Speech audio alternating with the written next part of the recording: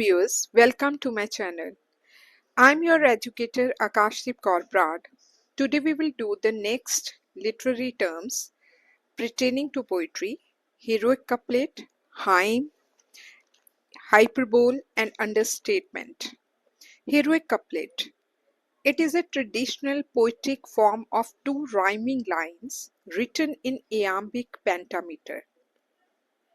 ਦੋ ਲਾਈਨਸ ਦੇ ਕਪਲੇਟ ਬਣਦੇ ਹੈ ਹਮੇਸ਼ਾ ਹੀ ਔਰ ਲਾਸਟ ਵਰਡਸ ਉਹਨਾਂ ਦੇ ਰਾਈਮ ਕਰਦੇ ਹੈ ਇੱਕ ਟ੍ਰੈਡੀਸ਼ਨਲ ਪੋਇਟਿਕ ਫਾਰਮ ਹੈ ਔਰ ਇਹ ਇਆਂਬਿਕ ਪੈਂਟਾਮੀਟਰ 'ਚ ਲਿਖਿਆ ਜਾਂਦਾ ਹੈ it is the iambic pentameter that distinguishes a heroic couplet from a regular couplet.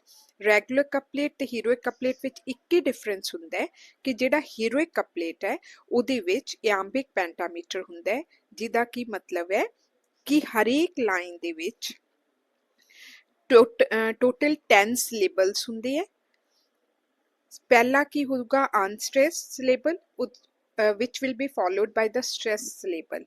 ਇਸ ਤਰ੍ਹਾਂ 5 pairs ਹੁੰਦੇ ਹੈ unstressed, stressed, ਫਿਰ unstressed, stressed, ਇਸ ਤਰ੍ਹਾਂ ਕਰਕੇ 5 pairs ਬਣਦੀ ਹੈ iams ਉਹਨਾਂ ਨੂੰ ਕਹਿੰਦੇ ਹੈ ਜਾਂ 10 syllables ਕਹਿੰਦੇ ਹੈ ਹਰੇਕ ਲਾਈਨ ਦੇ ਵਿੱਚ 10 syllables ਹੁੰਦੇ ਹੈ ਤੇ 5 pairs of unstressed ਤੇ stressed syllables ਹੁੰਦੇ ਹੈ in each line an unstressed syllable is followed by a stressed syllable. Heroic couplets are conventionally used for epic and narrative poetry. Heroic couplets ਕਾਹਦੇ ਲਈ use ਕਰਦੇ ਹੈ epic ਤੇ narrative poetry ਲਈ. Epic poetry ਕੀ ਹੁੰਦੀ ਹੈ narrative poetry ਹੁੰਦੀ ਹੈ long narrative ਹੁੰਦਾ ਹੈ ਬਹੁਤ ਕਾਫੀ ਵੱਡੀ ਜਿਹੜੀ ਪੋਇਮ ਲਿਖੀ ਜਾਂਦੀ ਹੈ ਔਰ ਉਹਦੇ ਵਿੱਚ ਕੋਈ ਸਟੋਰੀ ਦੱਸੀ ਜਾਂਦੀ ਹੈ ਐਂਡ ਉਹਦਾ ਜਿਹੜਾ ਥੀਮ ਹੁੰਦਾ ਉਹ ਬੜਾ ਹੀਰੋਇਕ ਥੀਮ ਹੁੰਦਾ ਕਾਫੀ ਗ੍ਰੈਂਡ ਥੀਮ ਲਿਆ ਜਾਂਦਾ ਹੈ ਉਹਦੇ ਕੈਰੈਕਟਰਸ ਹੀਰੋਇਕ ਹੁੰਦੇ ਹੈ ਐਂਡ ਉਹ ਜਿਹੜਾ ਹੈਗਾ ਐਪਿਕ ਉਹਨੂੰ ਹਮੇਸ਼ਾ ਹੀਰੋਇਕ ਕਪਲੇਟਸ ਨਾਲ ਲਿਖਿਆ ਜਾਂਦਾ ਹੈ The 14th century poet Geoffrey Chaucer was the first to make extensive use of heroic couplets in his The Legend of Good Women and the Canterbury Tales. Heroic couplets ਸਭ ਤੋਂ ਪਹਿਲਾਂ 14th century ਦੇ ਵਿੱਚ ਕਿੰਨੇ use ਕੀਤੇ ਸੀ Geoffrey Chaucer ਨੇ ਔਰ ਉਹਨੇ ਕਿਸ ਆਪਦੀਆਂ ਕਿਹੜੀਆਂ ਪੋਇਮਸ ਵਿੱਚ ਯੂਜ਼ ਕੀਤੇ ਸੀ The Legend of Good Women and the Canterbury Tales. It was perfected by John Dryden and Alexander Pope in the Restoration and early 18th century.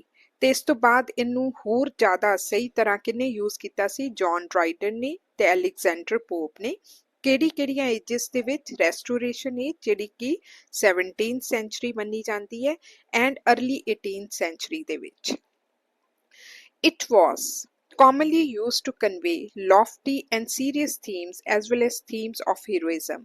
ਜੇਕਰ ਕੋਈ themes ਮਤਲਬ ਕੋਈ grand themes ਹੈ ਬਹੁਤ ਕਾਫੀ ਵੱਡੇ ਮਤਲਬ ਜਿਹਨੂੰ ਆਪਾਂ grand theme ਕਹਿ ਸਕਦੇ ਹਾਂ ਜਾਂ ਕੋਈ serious theme ਸੀਗੇ ਜਾਂ ਕੋਈ heroism ਦੇ ਕੋਈ ਕਿਸੇ ਹੀਰੋ ਨੇ ਕਿਸੇ ਕੈਰੈਕਟਰ ਨੇ ਬਹੁਤ ਹੀਰੋਇਕ ਐਕਟ ਕੀਤਾ ਹੈ ਤਾਂ theme of heroism ਉਹਨੂੰ heroic couplet ਦੇ ਵਿੱਚ ਲਿਖਿਆ ਜਾਂਦਾ ਸੀ ਉਹਦੇ ਬਾਰੇ ਚ for example the Canterbury tales ਜਿਹਦੇ ਵਿੱਚ 2 ਲਾਈਨਸ ਦਿੱਤੀਆਂ ਹੋਈਆਂ ਹੀਰੋਇਕ ਕਪਲੇਟ ਦੀਆਂ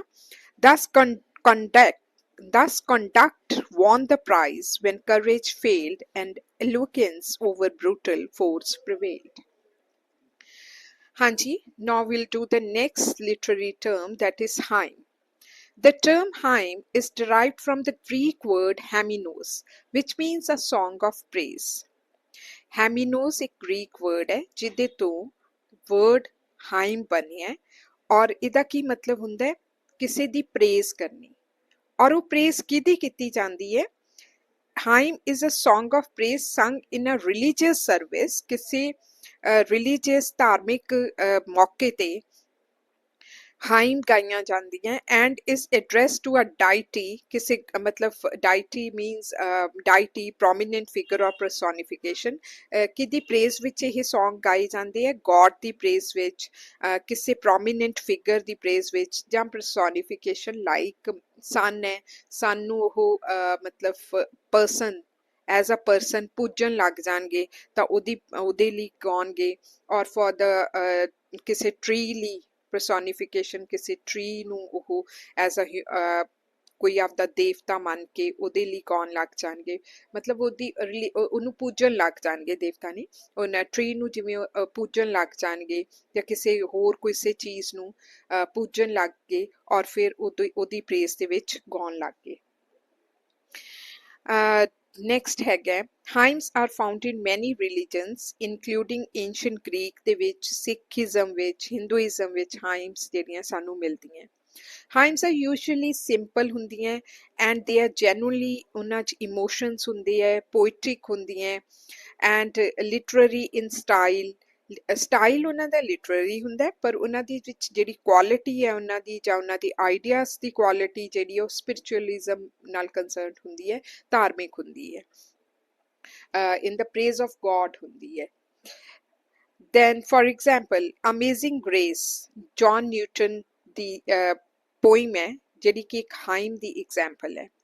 It is often sung or played at funerals, ਕਿਸੇ ਦੇ funeral ਦੇ time ਤੇ ਜਾਂ solemn events ਦੇ time ਤੇ, ਕਿਸੇ ਵੀ serious events ਦੇ time ਤੇ Amazing Grace ਜਿਹੜੀ John Newton ਦੀ ਹਾਈਮ ਹੈ ਉਹ it is sung. The early Christian churches introduced the singing of hymns as a part of liturgy.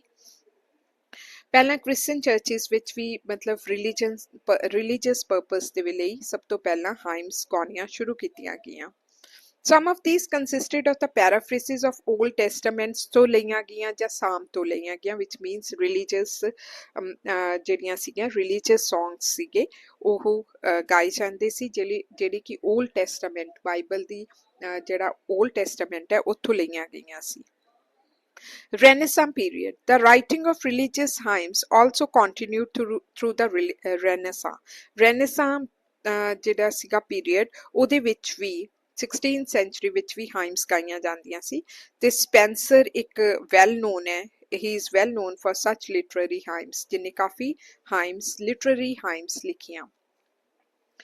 Hyperbole and understatement. Hyperbole is a figure of speech that involves exaggeration for effect. It is used to emphasize a point or to create a dramatic effect. Hyperbole figure of speech ਹੈ ਜਾਂ ਉਹਨੂੰ ਆਪਾਂ ਕਹਿ ਸਕਦੇ ਹਾਂ figurative language ਹੈ। ਹਾਈਪਰਬੋਲ ਜਿਹੜੀ use ਹੁੰਦੀ ਹੈ ਕਾਹਦੇ ਵਾਸਤੇ? ਐਗਜ਼ੈਗਰੇਸ਼ਨ ਲਈ। ਜਦੋਂ ਕਿਸੇ ਚੀਜ਼ ਨੂੰ ਵਧਾ ਚੜਾ ਕੇ ਤੁਸੀਂ ਦੱਸਣਾ ਹੋਵੇ, ਕਿਸੇ ਚੀਜ਼ ਦੀ ਇੰਟੈਂਸਿਟੀ ਨੂੰ ਤੁਸੀਂ ਦੱਸਣਾ ਚਾਹੁੰਦੇ ਹੋ ਕਿ ਬਹੁਤ ਜ਼ਿਆਦਾ ਇੰਟੈਂਸ ਹੈ ਕੋਈ ਚੀਜ਼, ਬਹੁਤ ਜ਼ਿਆਦਾ ਆਪਦੀ ਇਮੋਸ਼ਨਸ ਨੂੰ ਬਹੁਤ ਮਤਲਬ ਤੁਸੀਂ ਗ੍ਰੈਂਡ ਕਰਕੇ ਦੱਸਣਾ ਚਾਹੁੰਦੇ ਹੋ, ਐਗਜ਼ੈਗਰੇਟ ਕਰਕੇ ਦੱਸਣਾ ਚਾਹੁੰਦੇ ਹੋ, ਤਾਂ ਉਦੋਂ ਤੁਸੀਂ ਹਾਈਪਰਬੋਲ ਯੂਜ਼ ਕਰਦੇ ਹੋ। ਇਹ ਡਰਾਮੈਟਿਕ ਇਫੈਕਟ ਕ੍ਰੀਏਟ ਕਰਨ ਲਈ ਯੂਜ਼ ਕੀਤੀ ਜਾਂਦੀ ਹੈ। ਇਹ ਪੋਇਟਰੀ ਵਿੱਚ ਯੂਜ਼ ਹੁੰਦੀ ਹੈ ਐਂਡ ਇਨ ਐਵਰੀਡੇ ਲੈਂਗੁਏਜ ਵਿੱਚ ਵੀ ਅਸੀਂ ਯੂਜ਼ ਕਰਦੇ ਹਾਂ ਟੂ ਐਕਸਪ੍ਰੈਸ ਇੰਟੈਂਸ ਇਮੋਸ਼ਨਸ, ਬੜੇ ਆਪਣੇ ਡੀਪ ਗ੍ਰੈਂਡ ਇਮੋਸ਼ਨਸ ਨੂੰ emphasize ਕਰਨ ਵਾਸਤੇ ਵੀ ਯੂਜ਼ ਹਾਈਪਰਬੋਲ, ਤੇ ਇਹਦੇ ਨਾਲ ਕਈ ਵਾਰੀ ਹਿਊਮਰਸ ਇਫੈਕਟ ਵੀ ਪ੍ਰੋਡਿਊਸ ਹੁੰਦਾ ਹੈ, ਮਤਲਬ ਸਾਨੂੰ ਹਾਸਾ ਵੀ ਆਉਂਦਾ ਹੈ ਕਈ ਵਾਰੀ, ਐਵੇਂ ਦੀਆਂ ਚੀਜ਼ਾਂ ਵੀ ਕਈ ਵਾਰੀ ਯੂਜ਼ ਹੁੰਦੀਆਂ, ਕਈ ਚੀਜ਼ਾਂ ਨੂੰ ਇੰਨਾ ਵਧਾ ਕੇ ਦੱਸਿਆ ਜਾਂਦਾ ਹੈ। For example, I'm so hungry I could eat a horse.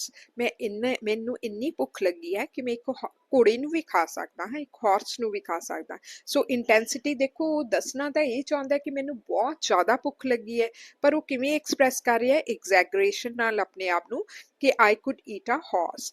ਸੋ ਇਹ ਕੀ ਹੈਗਾ? ਹਾਈਪਰਬੋਲ ਹੈ। ਹੁਣ ਪੋਇਟਰੀ ਦੇ ਵਿੱਚ Andrew Marvell in his poem To His Coy Mistress uses hyperboles. Andrew Marvell ਨੇ ਆਪਣੀ ਪੋਇਮ ਟੂ ਹਿਸ ਕੋਏ ਮਿਸਟਰਸ ਵਿੱਚ ਹਾਈਪਰਬੋਲਸ ਯੂਜ਼ ਕੀਤੇ ਸੀ। ਜਦੋਂ ਆਹ ਲਾਈਨਸ ਕਹਿੰਦਾ ਨਾ, had we but world enough and time, ਜੇਕਰ ਸਾਡੇ ਕੋਲੇ ਬਹੁਤ ਟਾਈਮ ਹੁੰਦਾ, ਉਹ ਆਪਣੀ ਬਿਲਵਡ ਨੂੰ ਕਹਿ ਰਿਹਾ ਹੈ। My vegetable love should grow vaster than empires, ਤਾਂ ਜੇਕਰ ਸਾਡੇ ਕੋਲੇ ਟਾਈਮ ਹੁੰਦਾ ਤਾਂ ਕਹਿੰਦਾ ਮੇਰਾ ਪਿਆਰ ਤੇਰੇ ਵਾਸਤੇ ਇੰਨਾ ਸਭ ਰਾਜਾਂ ਤੋਂ ਵੀ ਜ਼ਿਆਦਾ ਵੱਧ ਜਾਂਦਾ, ਮਤਲਬ ਇੰਨਾ ਵੱਡਾ ਹੋ ਜਾਂਦਾ। And more slow and 100 years should go to praise thine eyes, ਤੇ ਕਹਿੰਦਾ ਮੈਂ 100 ਸਾਲ ਤਾਂ ਸਿਰਫ ਤੇਰੀਆਂ ਆਈਜ਼ ਦੀ ਪ੍ਰੇਜ਼ ਕਰਨ ਤੇ ਲਾ ਦੇਣਾ ਸੀ। ਸੋ ਇੱਥੇ ਬਹੁਤ ਜ਼ਿਆਦਾ ਐਗਜ਼ੈਗਰੇਸ਼ਨ ਹੈ। ਸੋ ਇਹ ਹੋ ਗਿਆ ਹਾਈਪਰਬੋਲ ਦੀ example. ਅੰਡਰਸਟੇਟਮੈਂਟ. Understatement is a figure of speech that involves saying less than what is actually meant. ਜੋ ਕਹਿਣਾ ਚਾਹੁੰਦੇ ਹੋ ਉਹਨੂੰ ਜਦੋਂ ਘਟਾ ਕੇ ਦੱਸਦੇ ਹੋ। ਹਾਈਪਰਬੋਲ ਤਾਂ ਸੀ ਨਾ ਐਗਜ਼ੈਗਰੇਟ ਕਰਕੇ ਦੱਸਦੇ ਹੋ। ਅੰਡਰਸਟੇਟਮੈਂਟ ਮਤਲਬ ਜਦੋਂ ਕਿਸੇ ਚੀਜ਼ ਨੂੰ ਤੁਸੀਂ ਘੱਟ ਕਰਕੇ ਦੱਸਦੇ ਹੋ, ਐਕਚੁਅਲੀ ਉਹ ਚੀਜ਼ ਜ਼ਿਆਦਾ ਹੁੰਦੀ ਹੈ, ਜ਼ਿਆਦਾ ਇੰਟੈਂਸ ਹੁੰਦੀ ਹੈ, ਤਾਂ ਉਹਨੂੰ ਕਹਿੰਦੇ ਅੰਡਰਸਟੇਟਮੈਂਟ। ਹੁਣ ਇਹ ਕੀ ਹੋਇਆ, it is opposite of hyperbole, as it involves minimizing a situation for effect। ਇਹਦੇ ਵਿੱਚ ਸਿਚੁਏਸ਼ਨ ਨੂੰ ਘਟਾ ਦੇਣਾ, ਮਿਨੀਮਾਈਜ਼ ਕਰਕੇ ਦੱਸਿਆ ਜਾਂਦਾ ਹੈ। Understatement is often used in literature ਵਿੱਚ ਯੂਜ਼ ਹੁੰਦੀ ਹੈ, ਕਾਮੇਡੀ ਵਿੱਚ ਯੂਜ਼ ਹੁੰਦੀ ਹੈ, ਐਵਰੀਡੇ ਲੈਂਗੁਏਜ ਵਿੱਚ ਯੂਜ਼ ਹੁੰਦੀ ਹੈ। ਹਾਈਪਰਬੋਲ ਵੀ ਐਵਰੀਡੇ ਲੈਂਗੁਏਜ ਵਿੱਚ ਤੇ ਪੋਇਟਰੀ ਵਿੱਚ ਯੂਜ਼ ਹੁੰਦਾ ਹੈ ਨਾ, ਉਵੇਂ ਹੀ ਜਿਹੜੀ ਅੰਡਰਸਟੇਟਮੈਂਟ ਹੈ ਇਹ ਵੀ ਐਵਰੀਡੇ ਲੈਂਗੁਏਜ ਵਿੱਚ ਤੇ ਕਾਮੇਡੀ ਵਿੱਚ ਯੂਜ਼ ਹੁੰਦੀ ਹੈ। ਕਾਦੇ ਲਈ ਯੂਜ਼ ਹੁੰਦੀ ਹੈ? To create irony and humour. ਉੱਪਰ ਕੀ ਸੀਗਾ? ਹਿਊਮਰ ਕ੍ਰੀਏਟ ਕਰਨ ਲਈ। ਅੰਡਰਸਟੇਟਮੈਂਟ ਆਇਰਨੀ ਤੇ ਹਿਊਮਰ ਕ੍ਰੀਏਟ ਕਰਨ ਲਈ। For example, the Titanic sinking was a bit of disaster। Titanic ਜਦੋਂ ਸ਼ਿਪ ਜਿਹੜਾ ਸੀਗਾ ਜਦੋਂ ਸਿੰਕ ਹੋਇਆ ਸੀਗਾ ਤਾਂ ਉਹ ਮਤਲਬ ਬਹੁਤ ਵੱਡੀ ਚੀਜ਼ ਸੀਗੀ।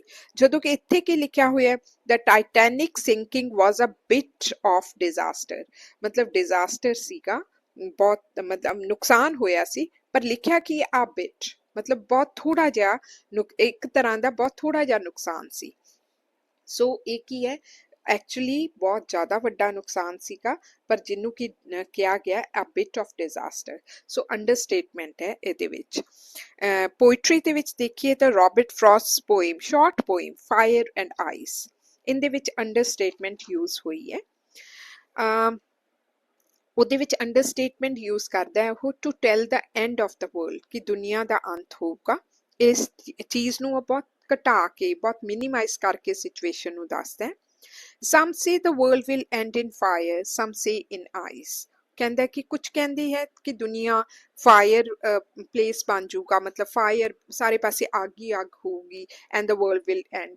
ਕੁਝ ਕਹਿੰਦੇ ਹੈ ਕਿ ਸਾਰੇ ਪਾਸੇ ਆਈਸ ਹੋ ਜਾਊਗੀ, ਪਾਣੀ ਜਿਹੜਾ ਹੈਗਾ ਉਹ ਫਰੀਜ਼ ਹੋ ਜਾਊਗਾ ਸਾਰੇ ਪਾਸੇ, ਔਰ ਫਿਰ ਵਰਲਡ ਐਂਡ ਹੋ ਜਾਊਗਾ। ਸੋ ਉਹਨੂੰ ਬਹੁਤ ਹੀ ਮਤਲਬ ਘਟਾ ਕੇ ਐ ਹੀ ਨਹੀਂ ਹੈ ਕਿ ਬਹੁਤ ਵੱਡੀ ਚੀਜ਼ ਹੋਣ ਵਾਲੀ ਹੈ। Some say the world will end in fire, some say in ice।